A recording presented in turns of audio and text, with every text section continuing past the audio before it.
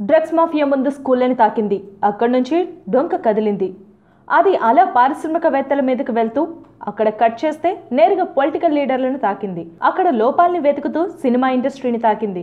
వాళ్లకు నేరుగా మీరే నిందితులు అంటూ నోటీసులు అందుకునేలా చేసింది డ్రగ్స్ మాఫియా. నోటీస్ అందుకునే వాళ్ళని చూసి అటు ఇండస్ట్రీ ఇటు ప్రజలు ఒక్కసారిగా ఉలికి పడేలా చేసింది డ్రగ్స్ మాఫియా. అప్పటి నుంచి మొదలైన విచారణ పర్వం రోజుకో మలుపు తిప్పుతూ ఒక్కొక్కరి జీవితాలను అతలాకుతలం చేస్తూ ముద్దాయిల్లాగా చేసే పరిస్థితి తీసుకొచ్చింది.